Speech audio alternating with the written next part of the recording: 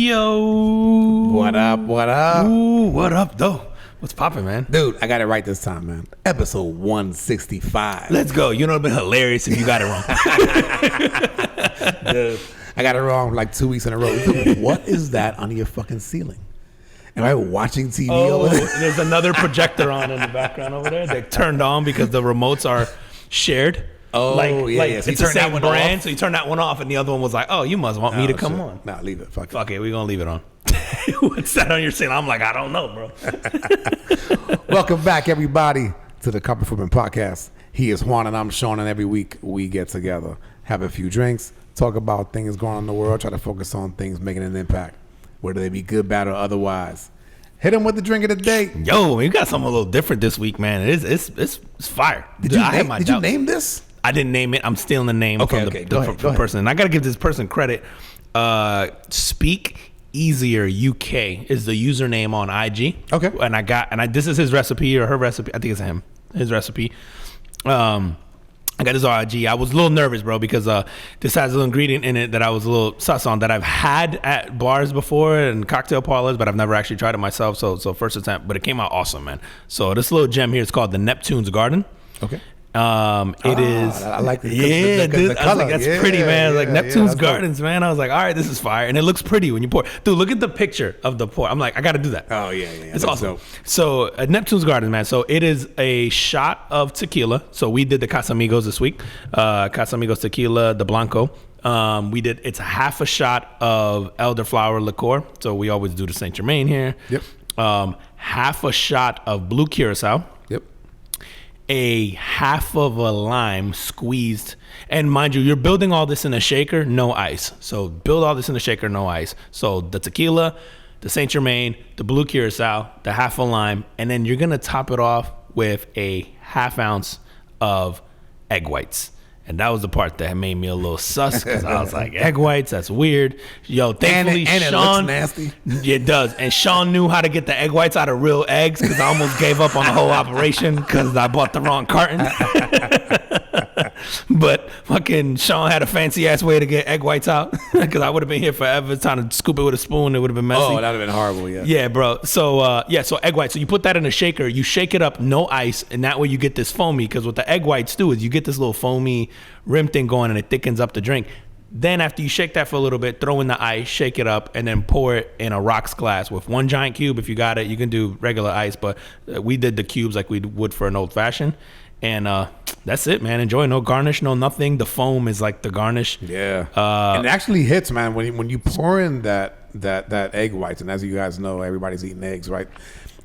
It's just like slime. That's what it looks like. It looks gross, but I was nervous. It gives it this foam, not a different flavor at all, but it gives it this foam on top, and it actually makes a difference. Like the texture makes it, different. It does. It makes a difference. And full disclosure, it's a raw white egg, so there's like the salmonella concern there. So I guess we have to leave a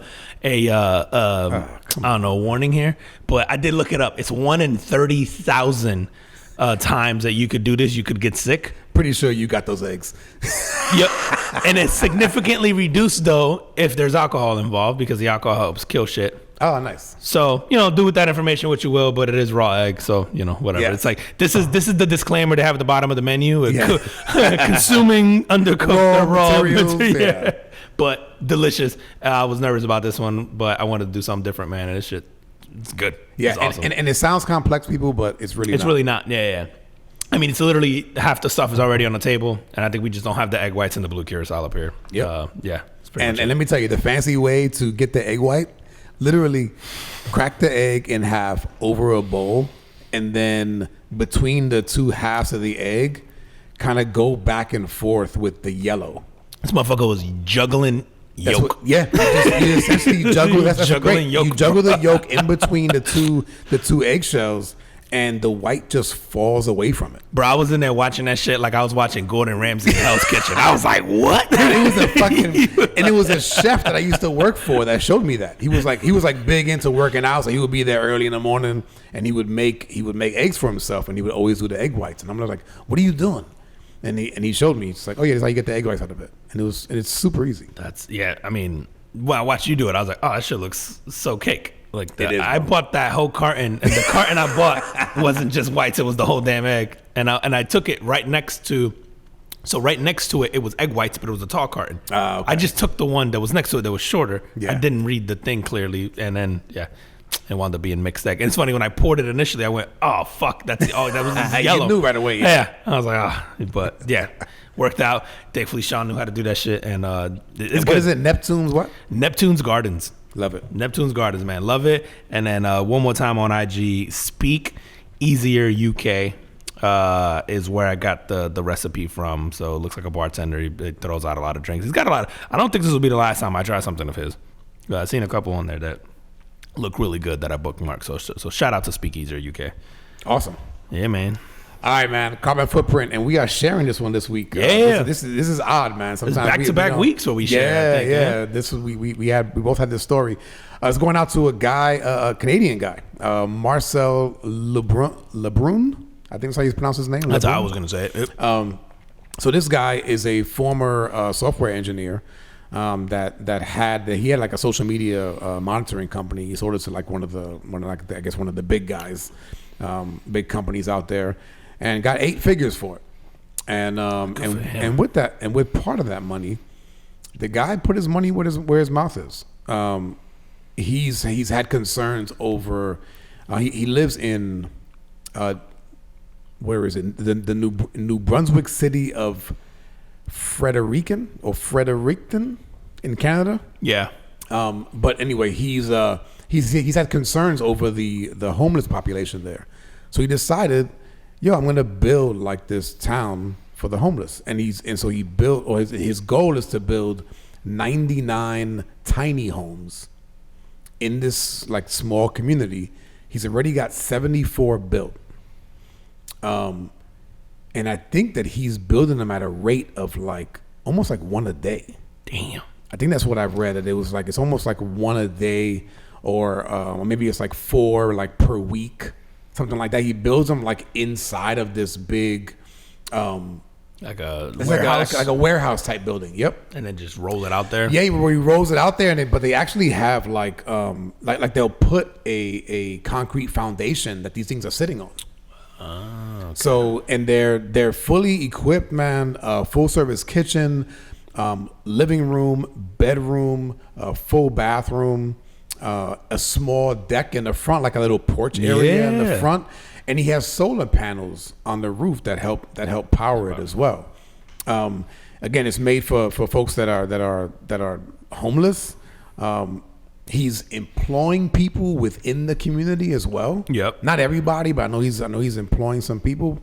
They were saying that in that area there was like 1,600 people that reported themselves as homeless last year, with 600 were chronically homeless. Wow. So 1,000 of them, eventually They just rotate. They're falling on hard times. They'll get out. exactly. Yeah. So I thought this was like really cool. One of the things that he said in one of the interviews was like the government, like I want to say it was like 30 years ago, had promised within 10 years that the homelessness would be gone. And here we are 30 years later and it still exists. So this guy put the community together. One of the things that's what was cool about it too, man, was that he made it a gated community.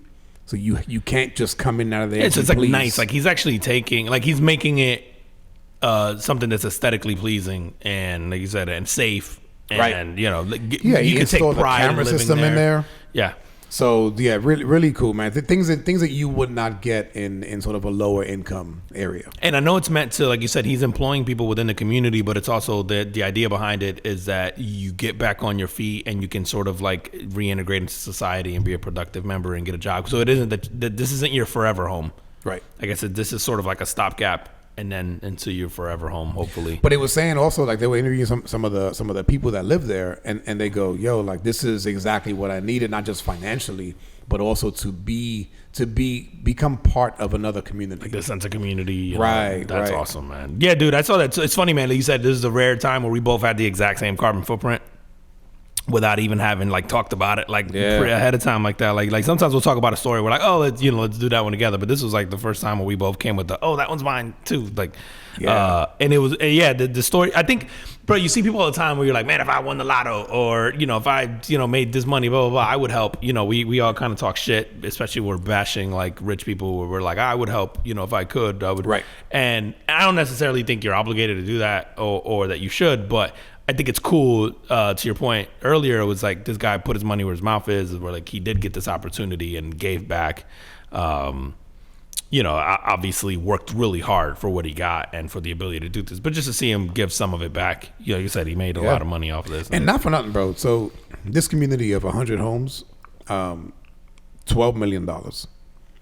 He put $4 million of it in himself. And then he got the other $8 million in grants and other outside support, which means government funded some in grants and all that stuff. Yep. So you figure he did the legwork and he figured out how to get that done and how to get that made. And yeah, man, sometimes, bro, you just need somebody to care and to put in the effort, man, and have some cash. It doesn't hurt. $4 million. And the guy's thinking like he has a website. So the website is 12. So the number 12 neighbors.com.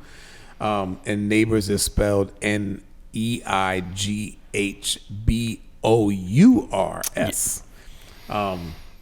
So he said, and actually there's a spot in there where you can donate. Like if you want to donate to him, you definitely can.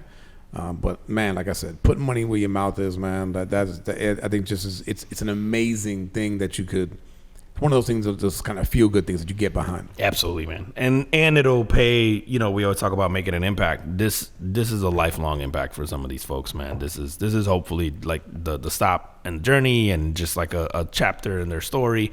Or like you said, this is their life. This leads to, their sense of community. Maybe they do live here forever, but they have a job. They feel like productive members of society. They make new friends and family and all that out of this. And so like for these people, it changes their lives no matter what, man. So it was cool as hell to see, man. It was neat. I was like, at first I thought it was almost like a fake story because you're like, it just sounds so cool. Like to just think of the the tiny home thing. You're like, man, it seems like something like, man, why haven't we done that before? And you look at what it costs them, you're like, that seems so reasonable. It's too simple. It's too simple, dude. You're like, who doesn't have $12 million? When you're talking about. I'm not the average person, but I mean, when you're thinking about our government in tax dollars and stuff and shit that, support that we send to other countries and stuff like that, man. Even with the stuff like the war in Ukraine and now the stuff going on in Israel, dude. Meanwhile, we had these horrific fires in Hawaii. And the government has done little to nothing. They gave them $700 per person, man. Yeah. You don't think that was enough to rebuild their entire? Dude, to think that we can't even rebuild our own communities, but we're giving money out. And I think that, and this is the same thing in this scenario where this guy got some grants, put in his own money, built a community where if there's 600 people, he just took a sixth of that. And said, okay, after this, I've just cured a sixth. Dude, and people want to give. Like, everyone in their own capacity, right? Like, we don't all have $1 million to give away or whatever. But I think most of us, we want to give, right? Like, we want to contribute. We want to help. You just got to give us a reason. I mean, I don't want to say to care, but you got to give us the opportunity to do so.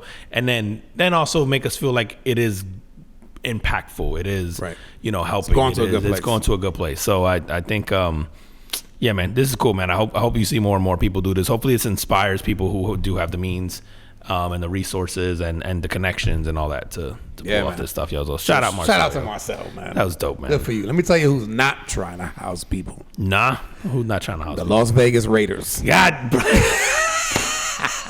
The motherfuckers is trying to create homeless people.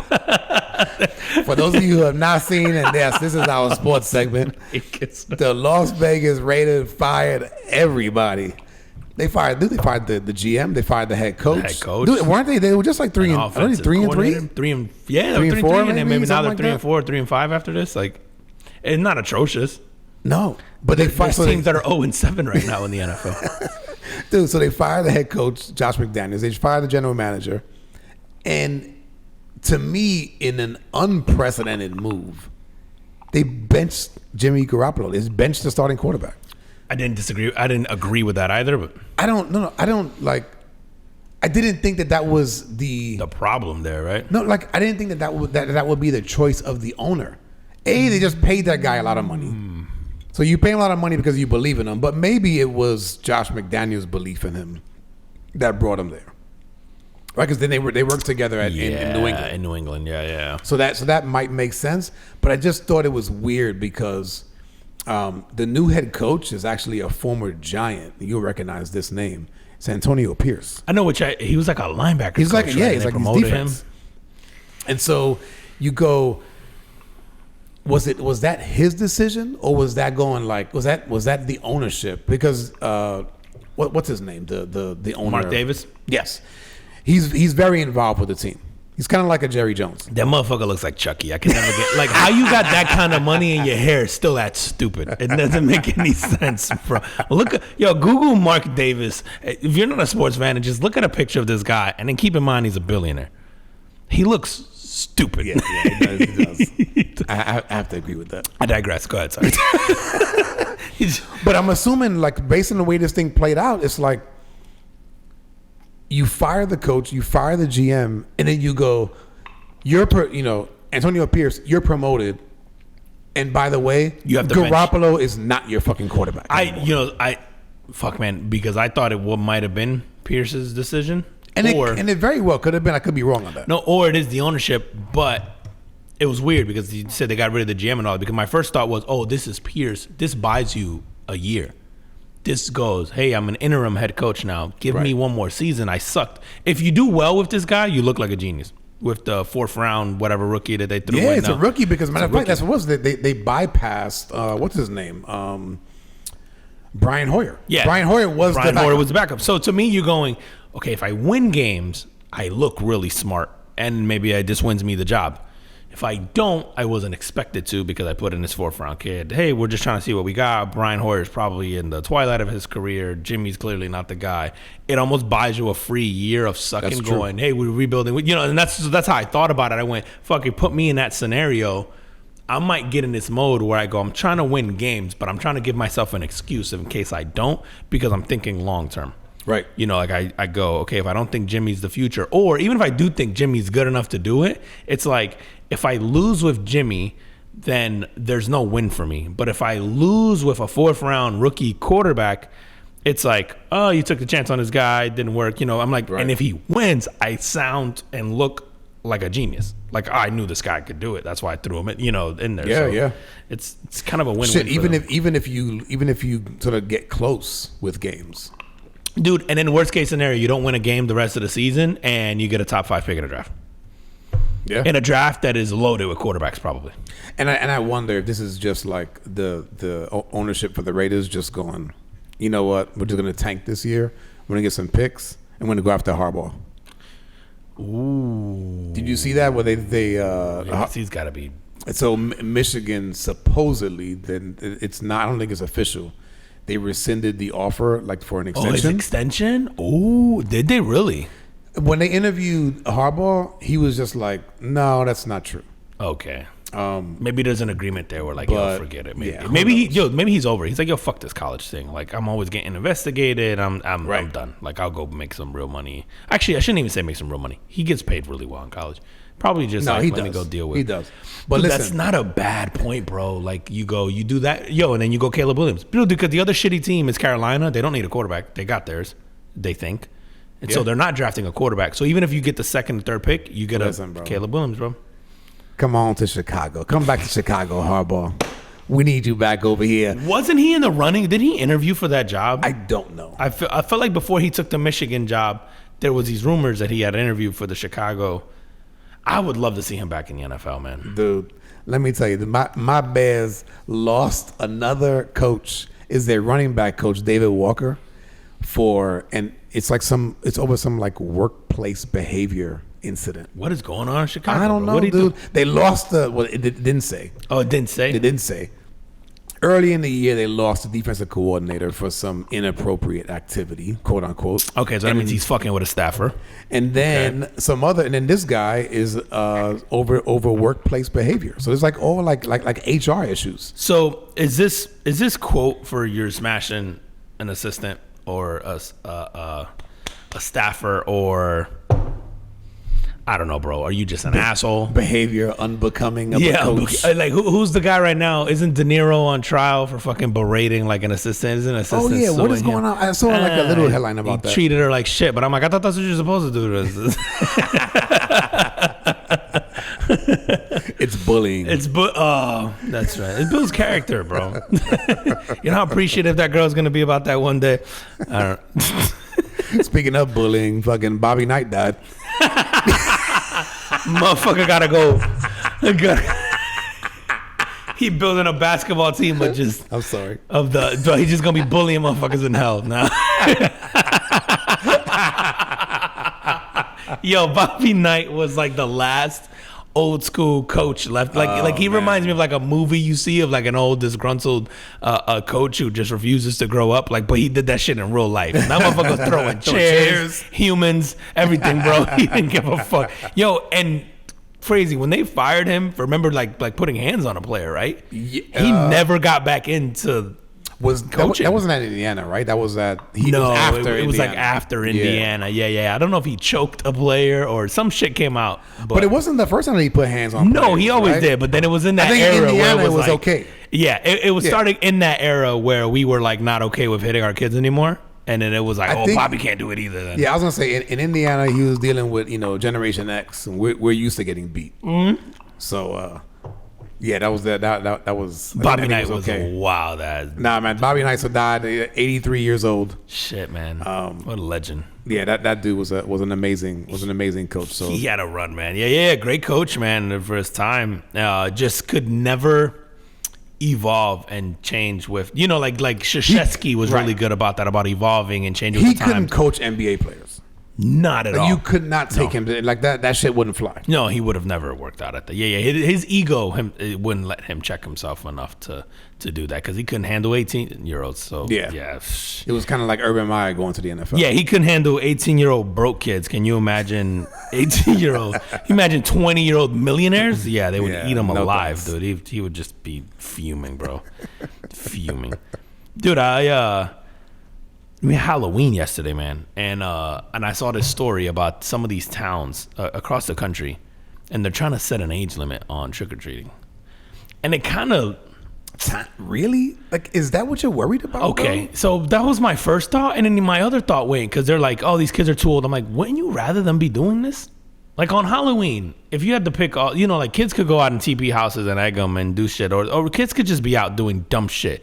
Wouldn't you prefer them just be going out and get what are you mad about that they're taking more candy from you? Like yeah, right. And I kind of feel like the ones that I don't like, and I've seen this in the past, is the ones that come without a costume. Yeah. Don't come to my door without a costume. Yeah, fucking put in some effort. Put some in. Because yeah. I want to see a dope costume or a funny one or something. Don't be coming in jeans and t-shirt talking about Fonzie and shit.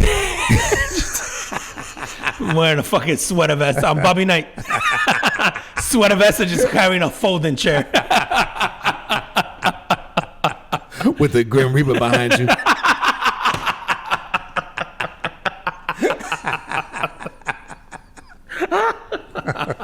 Bro, first of all, to your point before, it's like, that's what you guys are worried about? And also, don't you want these kids to be doing this and not outside fucking around? So where is this town? So there's a few. It's not just one. There's a few towns across America, and it's like a story. I saw this. I think Gary Vee was actually talking about it earlier. That's how I sort of came around. But it was like some towns want to ban, and of course it's like these sort of smaller towns and these really obscure middle of the country states. But it's like. They're like upset that the older kids are participating, but I'm like, I would prefer that. I would encourage that. Like, go out and do that. Like, I'll give you free candy all day. Like, I don't care. Go have fun. I had a couple of kids yesterday I saw. They were way too old, probably be trick or treating. But I'm like, nah, I'd rather you be doing this, bro, today than doing some dumb shit. You know what was dope, man? So my neighbor down the road, he earlier in the month he had invited me and the family. Like he's like, "Hey, I'm doing a Halloween party on this date." And I think it was like on Saturday. Come down and hang out. I had totally forgot about it. We had gone out that day. I came home. I don't know. It's probably like 9 in the evening. My doorbell rings, and I go over there, open the door, and it's like a gang of kids, but he's in front of them, and he was like, "Hey, everybody, Mr. Sean," blah, blah, blah. And I was like, and I'm like, "Hey," and I have nothing, bro. I have no candy, no nothing. He comes with a bag of candies in front of all of them. He's like, "Here," and he's like, "Yo, here."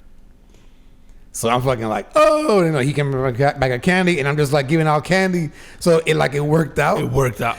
And oh my God, bro. So then everybody, all the kids get their shit, whatever they leave, I hand them back their bag, and I was like, that was amazing, bro. That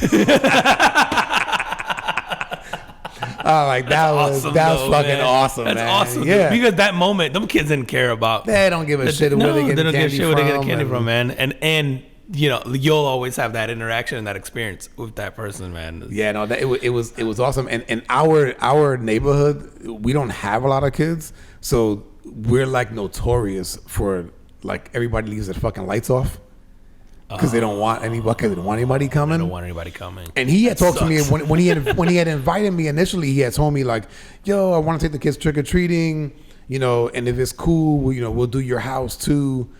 And I was like, yeah, that's cool, like whatever. I totally fucking forgot, man. So when he shows up, but he has the bag, I was like, man, fucking score. Clutch, yeah. Dude, I remember, I definitely trick-or-treated when I was fucking like in middle school, definitely high school a little bit. But I remember me and my best friend growing up, man, Miguel, in Jersey. We went trick-or-treating through an apartment building. Okay. We were trying to hit everything. And then we went into an apartment building, and we were going door to door in the apartment, bro.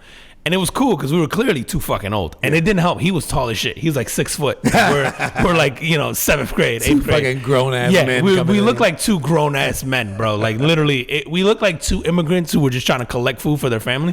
Like, it was like, just looked awkward, clearly. And we're just wearing, like, scary masks, right? So they could have thought we were robbing them. But I remember knocking on an apartment. And, living in an apartment, you're not expecting people to trick-or-treat. Right. So, no, they did in my building.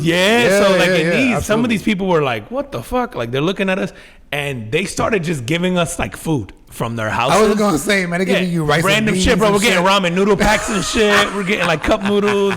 Yeah, they're giving us dude, fucking goldfish. Their packs of goldfish for the kids, and it was cool because like they were just like they just humored us. It's like we could have been doing shitty thing. It's like I don't know, man. I see this and I'm like, why are we such in a rush to like force kids to grow up for certain things, man? Like I think there's some shit that you want to preserve and just let them.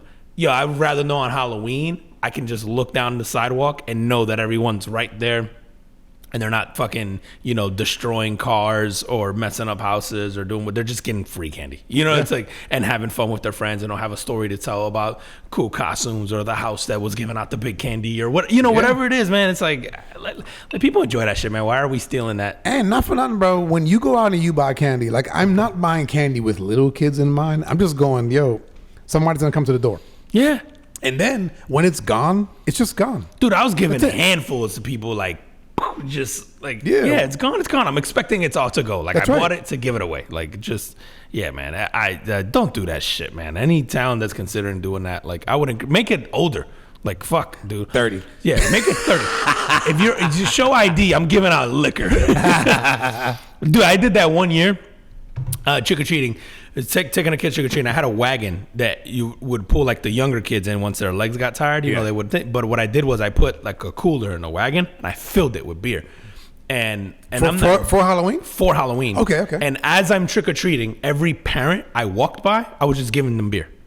And they're like, dope.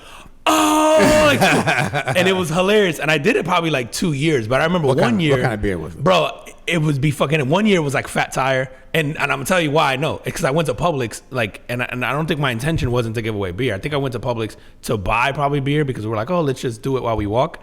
And Publix had like a BOGO. You know how Publix always has these BOGO? Yeah. And they're BOGO on these beers, and they were like 18 packs. And I was like, well, fuck it. I'll buy 2. I'll get 2 free. Yeah. And so now I got 100 beers or whatever. Like, so I'm sitting there, and I'm like, no, fuck it. I'm going to give them away. And it was cool, man. I would go beer, and then they would look at me like, for real? I'm like, yeah. And I'll throw a beer. They're like, oh, shit, thank you, man. And it would just be, and it was awesome, man. You would get people like, and it's hilarious. You'd run into the same people after a while, and they'd be like, yo, can I get another one? I'm like, yep, I can add. So I had beer left. It was awesome, bro. I was like, I don't want to come back home with this beer. I'm just giving away beer. And it was cool because even That's adults dope, were like, oh, this is cool, you know? And I was like, you know, again, it was just something fun to do because it was like, yo, we're all out here. We're taking our kids. Yeah, obviously, you that's have dope. a good time with your kids, but I'm like, all right, man, this will make it fun for us too. Like, Absolutely, to do shit. bro. Yeah. Absolutely. And at least it ain't nothing like over in Italy, man. You seen these parents over in Italy trying to get their kids out? They too old. This is some real life stepbrother shit, bro. They too old. Did you see this shit, man? So it's like this, and it's actually not even parents. It's a mom who's supporting 2 of her kids, 40 years old and 42 years old. And in Italy, so by the way, like I don't know if it's a law because I read the article. I didn't see if it's a law, but I guess traditionally, you take care of your kids to around like low 30s, somewhere between 30 to 33 is like normal for Italian kids to stay with their parents. That's like a Latina chick stays home. Like you stay home till you're 30-some or you're knocked up. Like there's Oh, so then she's gone at 18. she's gonna late bloomer. Depends on who you talk to. In a Latin household, you've had 3 kids by 18.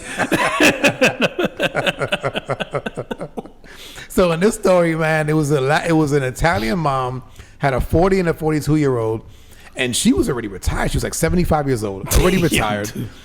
Her pension check was kind of paying for the bills and stuff, and they were like, the fucking kids, man, had the nerve. They got a lawyer, and they were like, yo, we're not ready to go yet. She needs to support us. We need more time. We're not dead yet. I'm working on this thing. It's gonna take off any day now. I'm holding out for a management position. They gonna let me manage this GameStop. Bro. Yeah, that's too fucking old to be living at home. You know what's funny, man? I remember you and I have a mutual friend that we used to work with, and he's Italian. And I remember him telling me that his mom, like his sisters, lived at home with his mom and dad, and they were married, or at least one of them was. So their husband and everything lived home Yeah, with them. yeah, and like his mom was like the matriarch. Like she kind of ran everything. Yeah. That is very common in Italian households. I would say Latin households are a little bit like that too. 40-something's too fucking old. I also think if you go back, it's a little different too, right? Like if you're 40-something, you went back because you fall. You it's a Right, stopgap. fall on hard times, You fall on hard times. You're in between fucking houses, whatever. I get that, dude. You've never left your house at. I think at 30, that's too fucking old. But you've never left your house at. And I know 30 with this generation is like normal now. I was gonna where- say, man, I think this is now very it's a normal little now. bit- 30, it'd be a 30 lot. something is very normal now for any culture. I think 30 something is like perfectly normal now, but 40 something is fuck, dude. You have zero pride. You're 42 years old, still living at home, mom, and you never left, and you're not slow. You gotta be a little slow, right? Like you are a little retarded if you're staying. Like you have to be, right? There's no way that you're not like a little bit. I'm not talking capital R, but you're a little bit. All right, then, Chris Broussard. Chris, I got your back. You should be allowed to say that shit. I got your back. You ain't saying nothing wrong, dog. They just fucking with you, man. Bro. I think he had a moment where he was just like, "Fuck, I'm fired." Yeah. Yo, he went, yeah. You know that moment you're like, oh, that's not going to go over well. Yep. Well, that whole shit, he used to be like, You know, who was the guy on Fox that was like, "Do it live"? Do it. What the fuck is his name? I can see him. You know what I'm talking about, right? Fuck it, we'll do it live. We'll do it live.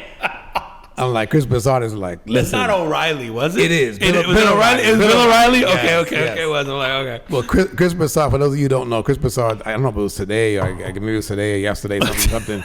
He says the word like retard in reference to James Harden, I believe. And it wasn't about him being retarded. It was like he was like, oh, that he must be a retard if he thinks X, right? Whatever that is. Yeah. Why can't you say that? Yeah, I don't know. Because if we're you saying can. that It's that's just not that you're on TV. No, but if we're saying that's not the appropriate word to call people who have a mental disability, right? Then it could just be somebody really stupid, right? Yes, it's a slang term. It's a for slang term for somebody who we deem to be really stupid, right? And so you should be allowed to say it then, because in that context, you're not going like, "Oh, he must have Down syndrome," right? You're saying, Right. He must be really stupid. You know, like Yeah. I don't know, man. We should be able to separate the fucking two, but. Well, we can. We don't have any sponsors. Yeah, this is Fuck true. 'em. And also, if you're gonna sponsor the show, I gotta be able to say retard. I'm not gonna make it, bro. It's a deal breaker. I could be Sean's gonna have a list on here, like taped to the words I can't say, and I'm gonna be like, oh He'd be fuck. like, The whole time it's just gonna be. I'm like, what? When did midget become offensive? little people.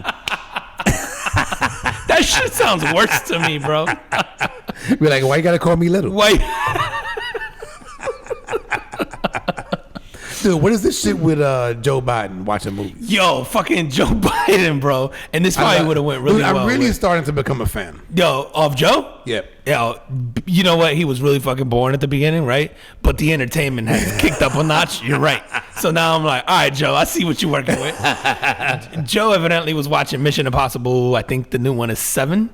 And have you haven't seen the movie? I haven't seen it. Okay, so the movie is centered around AI. Okay. And sort of how it kind of goes rogue and some shit goes down. So that's the whole premise of the movie is AI and that's the villain, I guess, quote unquote. He bro, I'm over here filling his bottle like I'm at the club. I was gonna open it before. Are you gonna drink that? I feel like Drake.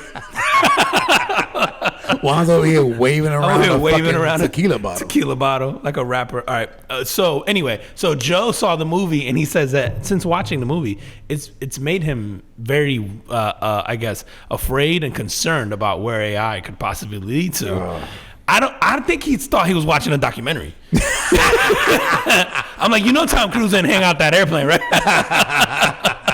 He didn't. And then I go, Actually, he probably did. And then they're like, yeah. And then I'm like, oh fuck, actually, Tom, you're not helping the case here, because you want to be like, he didn't jump off a cliff with a motorcycle. And then you're like, actually, no, he did jump off the cliff with the motorcycle multiple times, right? Yeah, in that movie, like to get the right get the right shot. And that motherfucker's so crazy that he said he wanted to film that first, just in case he died, they could plan the rest of the movie around that. Get the fuck Yeah, out dude. of here. That was the thing they did day one, was the scene where he drives off the cliff and he opens the chute. He's on a motorcycle. And he said they filmed it day one because he goes, if I don't make it, then there's no fucking point in doing the rest of the movie. Or you have to be able to plan and, replace me or whatever. I'm like, kind of morbid, but also smart. I love that guy. I love that guy, bro. But hey, so Joe Biden must have thought he was watching a documentary because he said it gave him a lot of concerns about AI. And so now, I don't know if you've seen, he's started writing all this policy and trying to pass all this policy now centered around protection with AI and all this stuff. Yeah, man. And he's working with all these tech companies and all that stuff to sort of curb AI. Dude, this is just, listen, anything and everything it has downsides, right? It has negative sides, is bad. But this is just the next iteration of the internet, of the tech, newspaper, of everything. Books, of and it's not TV. bad, but it can be bad. Right. It like everything else in life. So it's like a car can be bad. It's anything. A car can be transportation or it can be a weapon. Or it can be yeah. So it's like, I get it. There's definitely a lot of concerns. There's definitely going to be people using it for nefarious reasons. But it's like, what do you it's not do? the doom and Like, gloom. What do you do? And honestly, man, like I don't know if you've seen now, like the apps and some of the phones and like there's AI built in now. Like I use that shit a lot. It's kind of cool, man. It's awesome, bro. It's awesome, bro. My meme game and my Leave It shit Jizz has game, stepped up. it's fucking stepped up dramatically, and it's all original shit just because of AI. Like, it's stuff that no one's ever gonna see again because I've typed in some shit into AI and it gave me a great GIF or it gave me a great meme or I'm like, this is amazing. And yes, there's downsides, but everything has a downside. It wouldn't have been used, man. Yeah, but Joe's fucking, I'm like, yo, he probably thought he was watching like a legit like documentary. He's like, no, you guys got to see this. We're in trouble. Don't worry, Joe. We'll make a little AI little girl so you can go and rub and smell her hair. Yes. Megan.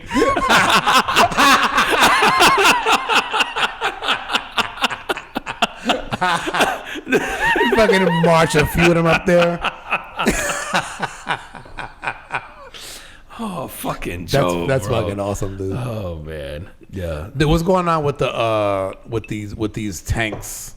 You got some tanks. Full There of was some tanks stuff, in man. Northern Ireland, bro. These tanks that were full of bull semen.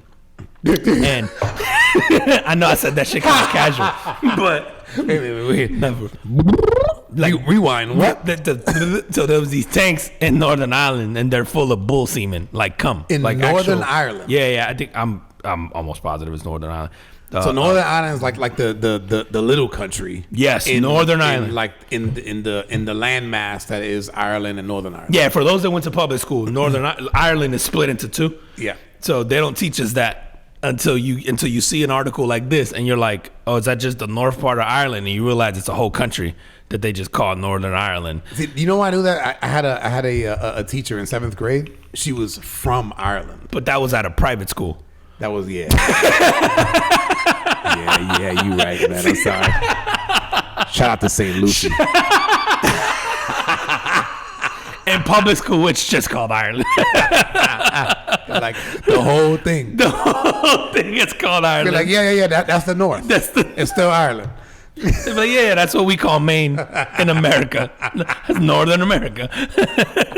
but bro, there was these tanks full of bull semen, and I'm not even gonna try to pronounce the name of this tank. Clogher? I'm gonna go with Clogher in Northern Ireland. So the tanks are used for artificial insemination and cattle production. Okay.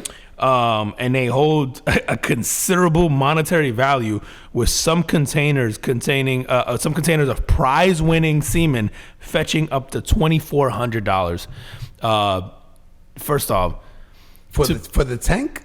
yeah, I guess $2,400 for the tank. yeah, for the tank. But this So somebody stole these. somebody stole fucking all of them, and I guess you're gonna sell cum on the black market, bull cum. That's the thing to do in Northern Ireland. I guess that's the thing to do, bro. Can you imagine your semen being called prize winning? Like, I was like, Dude, there's a goal in life I didn't know I had. And I was just gonna say, bro. I would be feeling really prideful about I'd be that, feeling bro. super prideful. Dude, I got a good story I gotta tell you, man. And I may have told you this before. My wife and I had some issues getting pregnant initially. Okay. And so we both go to like the fertility doctor, right? So she goes in there and she's like, she gets checked first. So they check her out, and then she comes home and she gets the results, and she's like, I'm fine. See, I told you it was you. You're shooting blanks, right? Yo, I'm gonna let you move forward with that story, but this is the biggest difference between men and women. Can you imagine if you did that to a woman? I told you it was you. You were fucked up. You were fucked up. I told you couldn't have no good. babies. I told you can't. Unfertile ass. Call yourself a woman. Can you imagine, bro? That shit would never work. Carry on. He'd be like, we're going to strip off the woo. From now on, you are just man. We're going to strip off the woo. I just got lightheaded. That's the woo leaving your body. All right, so she comes home and she's like, I told you it was you. You're shooting blanks. Like, my shit came through is fine. Bro, for the life of me, bro, I was just like, in my head, I was just like, all right, we're going to go see. Okay. Like, I'm like, let's go see. So I give him my sample, right? And the greatest thing is that I didn't get the results. She goes in and gets the results. Okay. So she has to see the doctor. Do you leave the sample at the place, or do you get to put it in a cup at home and drop it off? No. The dude had a room set up with a fucking recliner. To get you comfortable? Fucking videos, magazines. Yeah, that's awesome, they want you bro. they want you to leave it there like fresh. Right. What kind of videos are you picking out of the bunch? I don't. To be honest, man, I don't remember if I watched anything or if I looked at the fucking magazine or if I didn't even Rolodex? need it. Yeah, I didn't. I might not have needed it, man. All right. So anyways, I leave the sample, but I tell you the best thing is that she has to go in there. She's going in there because I'm working to go get the results. She has to see the doctor, and the doctor goes. He walks in. He goes, yeah. So it's not your husband. He has an extremely high sperm count. That's my boy. That's my boy. And he goes, and even the shape of the sperm was perfect. Let's go. She has to come home and tell me this. Because she's telling me the fucking story. And I do exactly Tell what you me do. about my semen. I'm like this. Hands raised in the air. I'm like, yes. Yes, I thought you know the scene in Wolf of Wall Street where he's like, I'm not fucking leaving, and I'm like, yes, don't leave. That's me when she fucking told me that I had perfect semen. I don't even know how I would handle some news like that, bro. I would have a whole separate pillow just for my balls at night. I'd be sleeping like, yeah, you guys be You're like, can you get me a fan? gotta take care of this prize winning. That's awesome. Yeah, I would be cocky as fuck. I could have told you that though, bro. Because you're part Puerto Rican, bro. We're the most fertile motherfuckers on the planet. If we stare at you for too long, you're getting knocked up. I don't even like cutting the lights off around people. You gonna cut them back on? Like, make sure the women out of the room, Bro, we multiply like roaches, dog. You cut the lights off, you cut them back on, there's like 7 times more people in the room. If you're having fertility issues, bro, just go find a Rican. Oh man, that's dope, man. What a time, bro. I would have been celebrating. Yo, that's so wild that was before we met, because I would have threw a whole party. I bet we having a surprise party for Sean. What's the occasion? My man got dope cum. My man got super cum. We celebrated. And too bad too, because that was only about that was probably about a year and a half before we met. That's right before. That's right, because your youngest was just born when we met. Oh man. Oh, we're funny as fuck. Fuck, man. Tell me about this fucking cocaine addiction. What's going on? Dude, this shit is such a waste of medical prowess. These doctors in Brazil are developing a vaccine for cocaine addiction, which maybe I am grossly underestimating. Hold on. A vaccine. Aren't vaccines for like viruses or Yeah. right? Like you don't get a vaccine for any kind of addiction, right? Drug addiction, prescription drug addiction.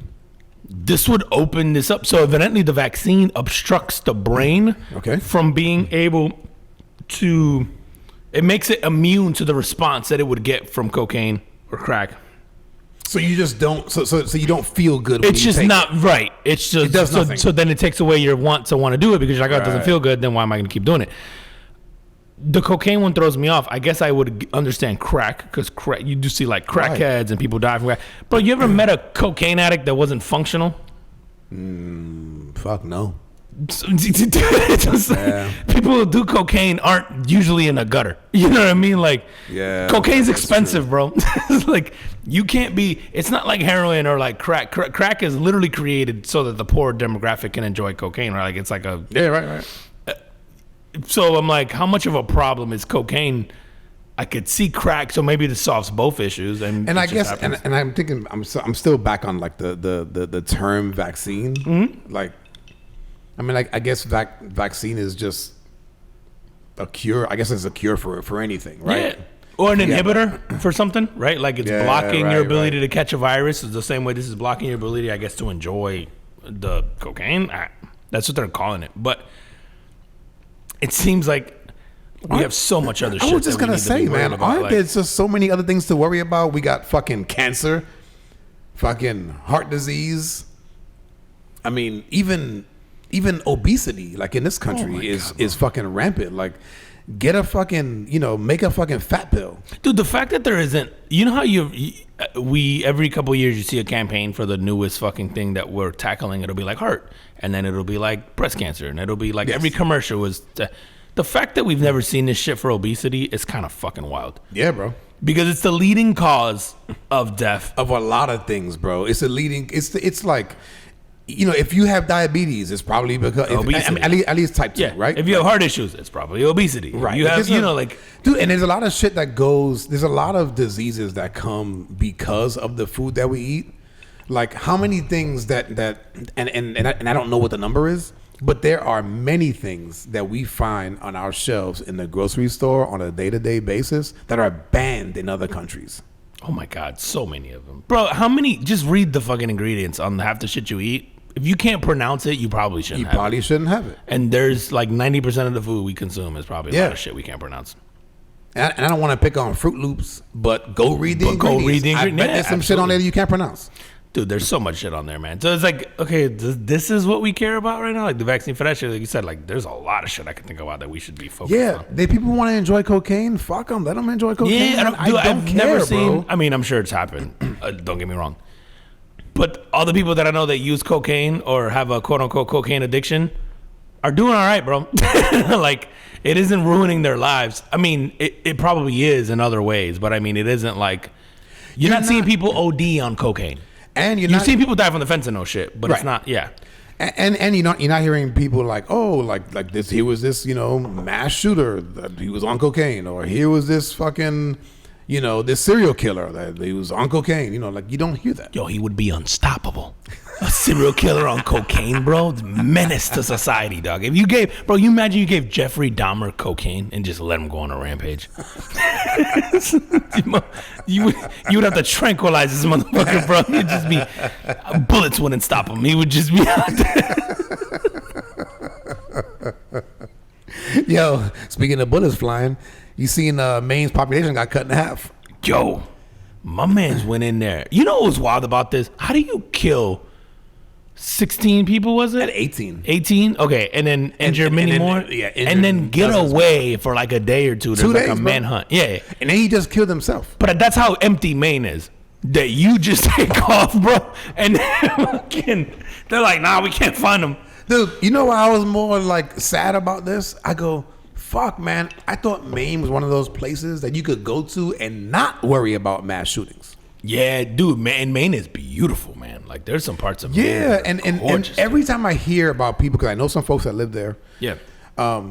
Shit, are they all right? Yeah, They could have been in this, bro. good question, Statistically speaking, have you heard from them? I didn't check up on them. Shit. But it's like, it's one of those places, like you say, it's beautiful. And you just don't hear about shit like this that goes on there. It's actually the biggest mass shooting that we've had this year and the biggest in Maine's history. I mean, in Maine's history, that wasn't hard to get to. Yes, but this year, that is kind of wild. We've been on a good run then this year, man. We've been slacking. Well, dude, didn't we have like, wasn't like the first 3 months like unprecedented? It was like at one least it was one. We were averaging like 2 a day stupid, or something. bro. It was like 1.5 or something like a day. Yeah, no, we did a story on that shit. Yeah. I remember it was like, we were like 90 days in, but there was like 130 mass right. shootings, something crazy like that. I remember that, man. Dude, I mean, tragic, obviously sad that this guy did that. Very sad. Yeah, it shocked me, like with this day and age with cameras and all that stuff, that you could kill that many people, take off, and it takes 2 days to find you was kind of wild to me. Well, and then he offs himself. I'm like, you pussy. Like, just do that shit out the gate, bro. Right? Like, like just kill yourself instead of doing it to everybody else. So he's former Army guy, and I think from what I read, he was a firearms trainer, right? Yeah, wasn't he? Firearms trainer. He was stationed in West Point, which is very close to where I was stationed when I was in the Marines. In upstate New York? Yeah, Newburgh. I was in Newburgh, New York, and West Point was actually where we used to go to. That was our closest like military grocery store. So it's closest military base. Period. Now, is that where the school is as well? Yes. West Point. Okay. West Point. Yep. Okay. So he was stationed up there, and from what I read, he had some mental issues going on there where they had to like hospitalize him. So I'm just wondering, and granted, maybe there's a lot, maybe there's too many. I don't know. But if you were hospitalized for mental issues when you were in the military, I would hope that the government would be following up on you after you got out. But it always feels like after you get out, you're kind of left to your own accord. You have to, yes, there are VA hospitals that you can go to. I don't know if those are the best. I'm sure that there's probably different levels to it depending on where you're at. But it's still, I think it's left up to you to go to those. It's not like they're going, hey, you're getting out now, but because of this past of yours, you need to come here on this time, on this day, on this regimen. Yeah. Yeah, until you're cleared. Maybe that, I don't know, maybe it's something like that comes out of this. The whole silver lining. But yeah, you said I doubt it because this isn't the first. Yep, and won't be the last. There'll be another fucking mass shooting next week, and evidently he was reported a bunch as well. He was reported. The cops did check on like weeks before. People really said like, "Yo, I'm afraid he's gonna snap." Yeah, dude. Like, there's this whole big controversy now because they're saying that cops were called, authorities were called. People close to him were like, "Yo, I think he's gonna lose his shit and he's gonna do a shooting." Literally said that he's unstable. Just shit that he would say, I guess, and we're like, I'm afraid that he's gonna lose his shit, and I think literally the complaints say, and he's gonna commit a mass shooting, and it was like weeks before he actually had done it. And so now the big thing becomes, did they say why? Because he went into a bowling alley. Yeah, and it's just like, dude, I don't know, man. Because you're dealing with a military guy too. I don't know. Is it feeling disenfranchised? Is it feeling like your government let you down? Is it PTSD? Is it like there's so many things like is it? I don't know. Mental illness? Is it? You almost always hate to give them a buy, but you're like that whole mental illness umbrella though, man. It's getting right because bigger being and bigger. Fucked up is a mental illness, I guess, to an extent. Like, so we all have one to an extent. I'm definitely mentally ill. But like, bro, I don't know, man. At what point in time are we allowed to say like there's just some people who are fucked up, like, and I don't know, maybe that's categorized as mental illness, but some people just what's the shit from Batman? Some people just want to watch the world burn, bro. Like,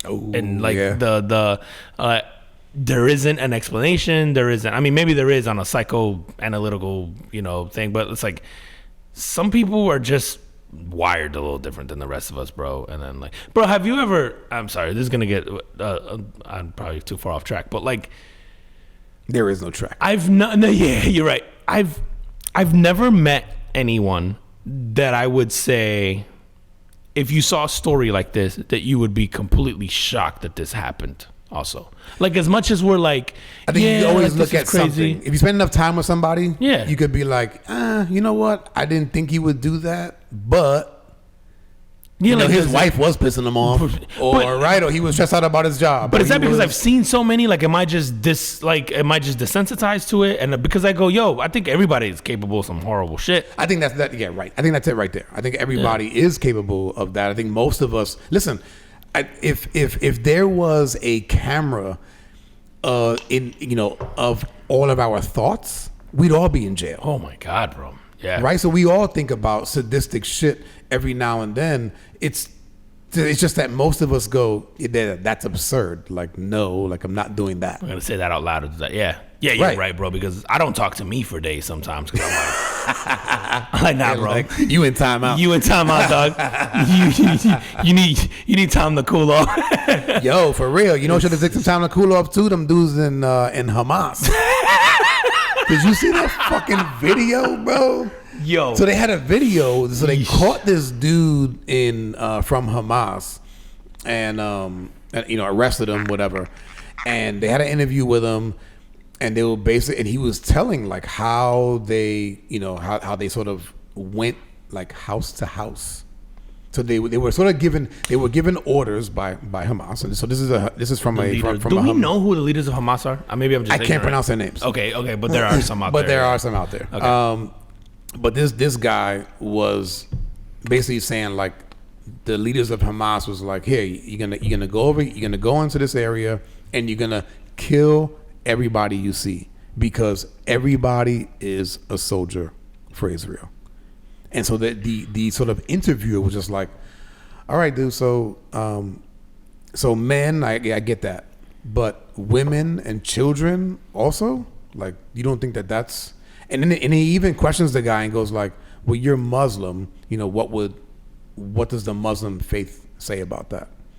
And the guy admittedly goes like, yeah, like, like if my father knew what I did, like, he would kill me. But they essentially went door to door, and if they found somebody in the house, no matter who they are, what age, gender, anything, Just gotta go. dead.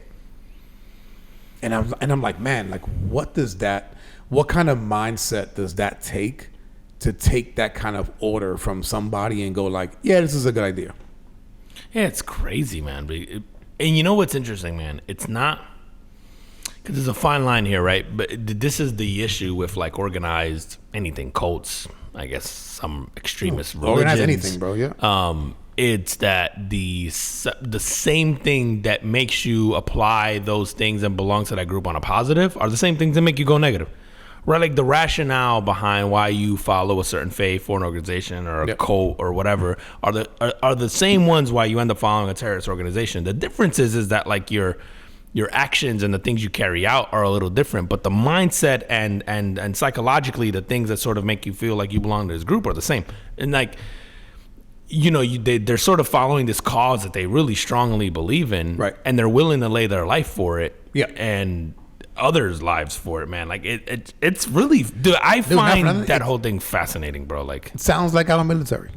It very much you know so. What I'm saying? It's Like, like any group, right? It's any group. Yeah. Because like that's a great point, man. Because like if you think about it, they are in their own mind, in their own right, they are sort of a military. They're all a group. They're a band of brothers, right, fighting for a cause and that they're willing to die for, that they believe is noble, right. And it's obviously outside looking in, we can judge that. And we can say, like, no, this is fucked up. You guys are doing some horrific shit. But in their minds, it's justified because of this cause that they believe is noble. Listen, we send troops abroad to kill people. And almost daily. and while we have almost like ethics around it, where we go like, okay, maybe women and children are kind of out of the question. Maybe, right? If a woman has a gun, guess what? And she aims it towards your crew, guess what? Like, she's dying. She's dying. Yeah. Right. So there are exceptions to that. But to your point, we all go, like I say, whether it's some kind of cult, a religion, a military, or even like this, which is they're not really a military, but they kind of are a band of brothers. We'll put it like that.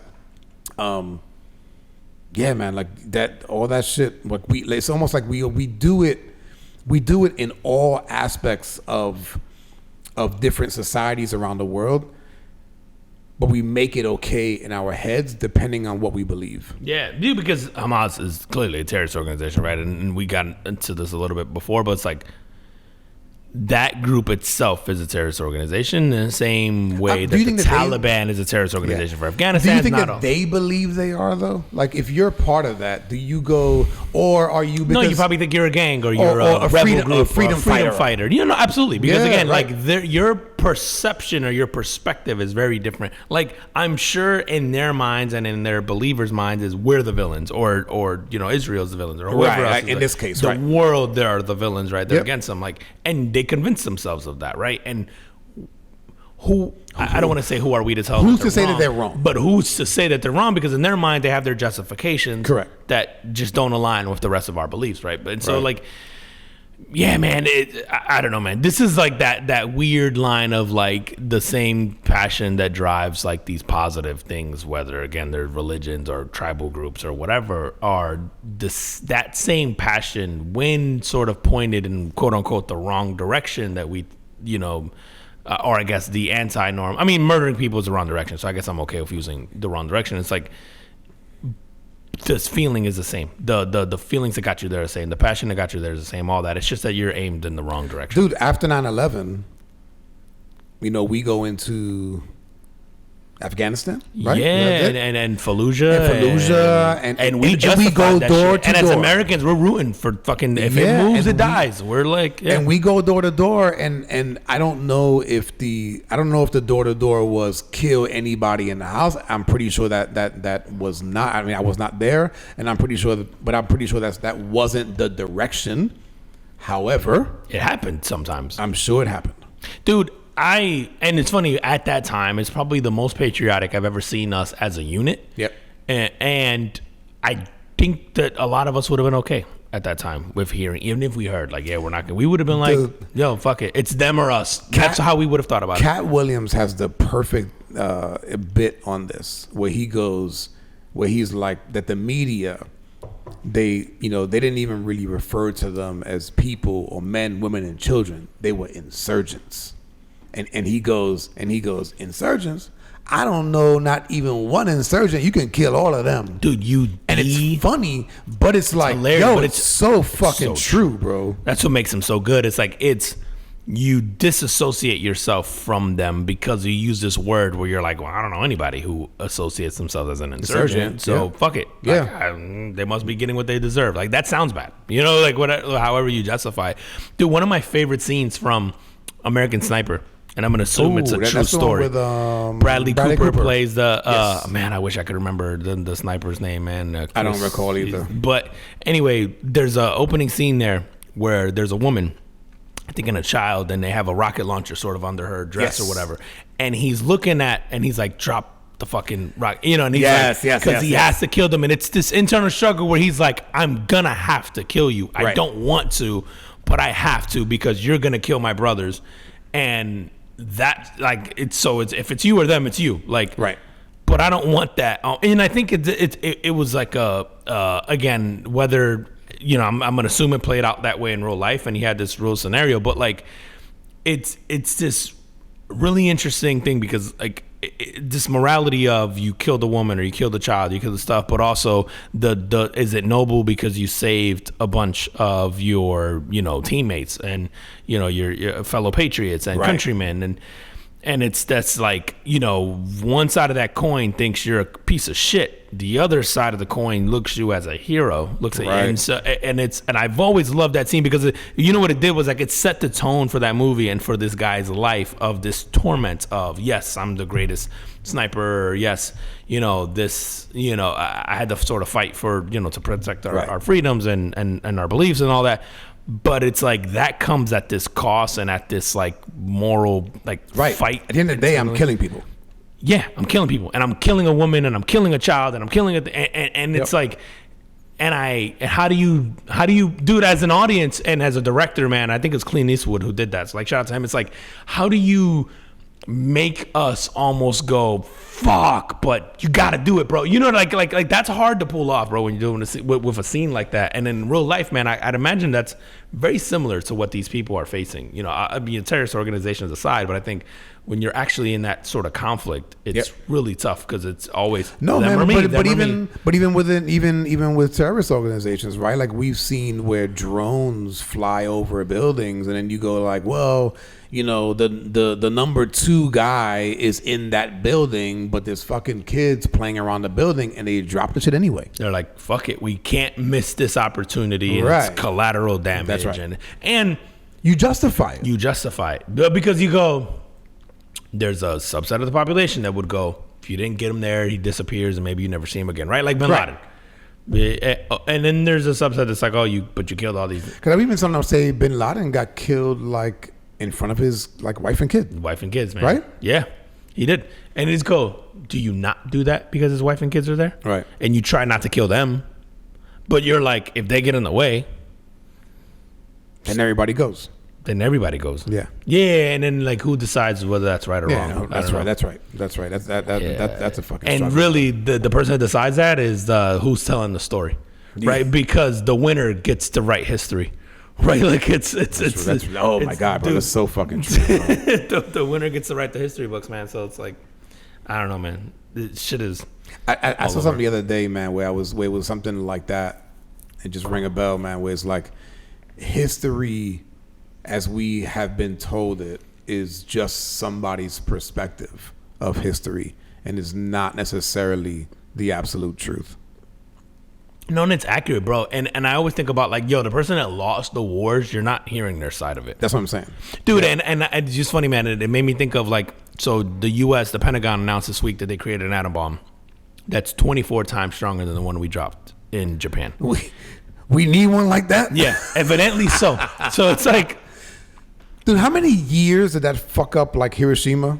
It's still fucked up. I don't think you could live there till today. This is 75 years later or something like whatever it is. It's 70.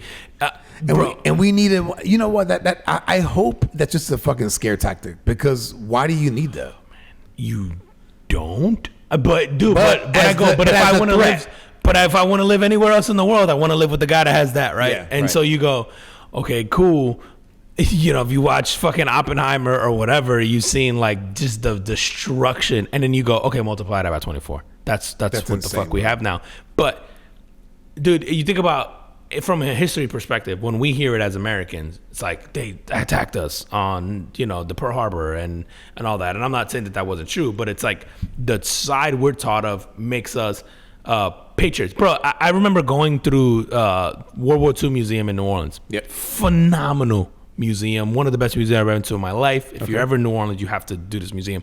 But by the end of the fucking like tours of the shit, you're like going, I want to fuck these dudes up. Like, you know, it's really? It's like, yeah, because you know, so you they go, make you sort of patriotic. Yeah, so like I'm like, you're almost like, drop this fucking bomb. Like, and knowing the destruction that it's done, knowing what it's caused today, it's like the experience, and this is how good the museum is. And it's not that they're trying to sway you that way, but it's just that they're showing you the sort of the events leading up to it. But it isn't necessarily from the American perspective. But it's from the American perspective. And I'm sure their perspective, we were equally as evil, quote unquote, to them. And so like, I'm looking at, like, I remember going, like, by the end of it, I'm like fucking hyped, you know, I'm like, America, like, drop that shit, you know, like, and then you just go, dude, what was that like from that side? Right. What was that story like? Did they believe the same way? You know, because you see a lot of movies and documentaries and read history books and all that stuff, but really, we only get fed what our perception or our perspective of that was. It's like, what was the other side of that? Maybe there wasn't. Maybe ours was right. No, but I'm sure there is, bro. And even I've read excerpts from like what the pilot of one of the planes that dropped it. He didn't even really understand what he was dropping. He knew like it was a new bomb, and he dropped it, and he drops it, and then he turns around to kind of leave the area, and he looks back, and literally in his mind just goes, what the fuck did I just drop? Like, what did I just do? Yeah, destroyer of worlds, bro. Yeah. Do it. And we joked last week about us not having free healthcare. 25 times or 24 more times bigger than the atom bomb that dropped on. That's why we don't have free healthcare, so we can get shit like that. Worth it, America. Thank you, America. I can't get an X-ray, but we could demolish fucking half of the European continent on one go. So, I guess thanks. How we doing on time, bro? Bro, we're an hour 12 into this shit. All right, dude. let's end with this, bro. I was listening to one of the podcasts I listen to besides our own is the Brilliant Idiots. And every week they do this thing is called Ask an Idiot. So shout out to those guys, Charlemagne and Andrew Schultz. They do a phenomenal job. But they have like people that kind of write in from social media and ask questions. And I thought this was interesting. And the guy goes, what feels better, coming or shitting? Jesus. And is this strictly as a guy? As a guy. What feels better, coming or shitting? If you say shitting, does that make you gay? Now, okay, Dude, when you ask this is really fucking weird. Okay, But, how long when you take a shit, how long do you stay in the bathroom? oh, a long time, bro. But okay, so think about that.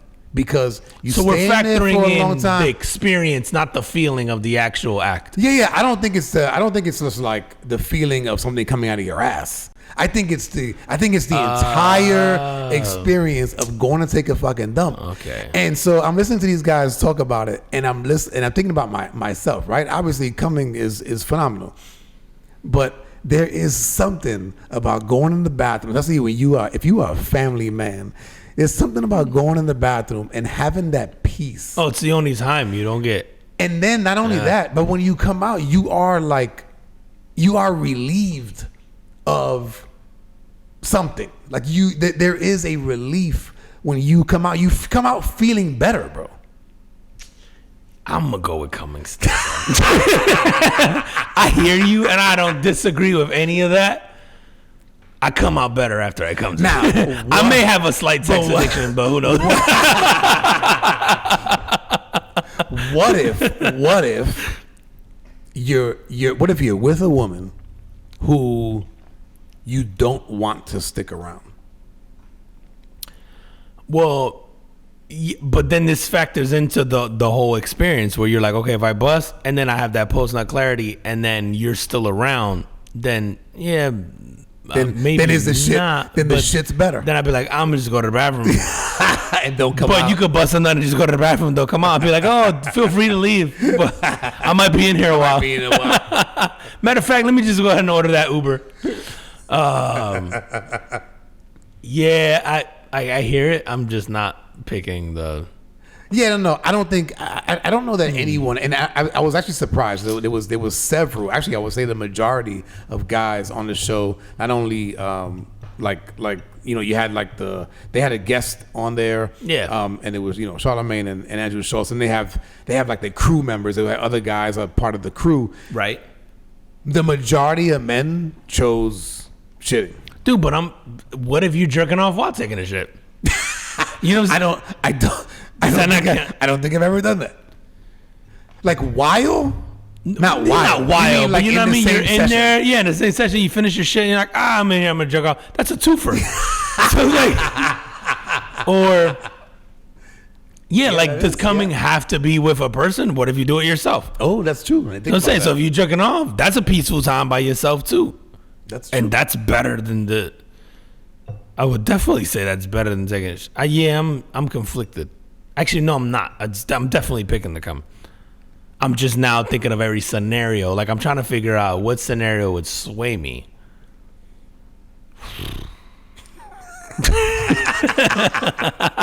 The fact that I have to think about this is fucking infuriating. Exactly.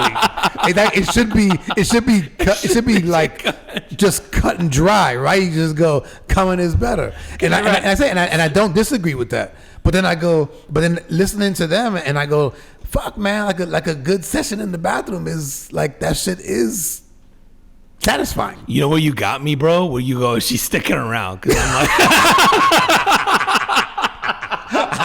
almost changed my entire perception.